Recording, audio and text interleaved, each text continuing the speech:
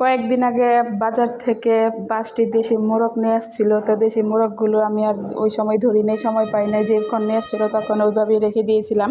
তো ভাবলাম আজকে একটু সময় পেয়েছি, তাই একটু রান্না করে নেই। তো মোরগগুলো কিন্তু আমি কেটে কোন অংশগুলো নিয়েছি। আর রান্না করা অনেক সময় মুরগির মাংস কিন্তু আমরা বড় অংশটাই খেয়ে থাকি, ছোটো অংশগুলো খাওয়া হয় না। তাই আমি এখন দেখেন আমি কিন্তু মুরগির ছোটো ছোটো অংশগুলো নিয়েছি। এগুলোই কিন্তু অনেক সময় দেখা যায় যে নষ্ট হয়ে যায়। তাই আজকে আমি এগুলোই রান্না করতেছি। আমার ছেলে তো মনে করেন মাংস হাড় সহ একদমই খেতে চায় না, ওকে হাড় ছাড়া একদম পিওর মাংস দিতে হয়।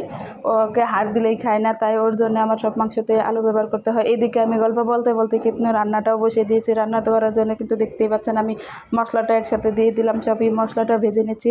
মশলাটা যত ভালো করে ভাজা হবে তত কিন্তু রান্নাটা ভালো হবে। তো মশলা ভাজা হয়ে গেলে আমি কিন্তু মুরগিটাও দিয়ে দিলাম। এটাকে কিছুক্ষণ নেড়ে চেড়ে মশলাটা মিশিয়ে নেব।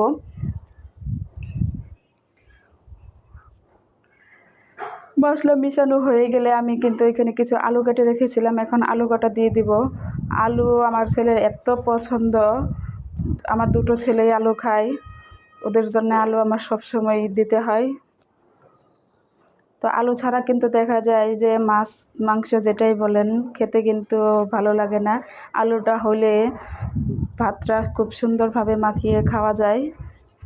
তো এদিকে আমি আবার সব কিছু একসাথে কিন্তু নেড়েচেড়ে কষিয়ে নিয়েছি। এখন একটু কষানোর জন্যে পানিও দিয়ে দিলাম। পানিটা দিয়ে কিছুক্ষণ জাল করে কষিয়ে নেব।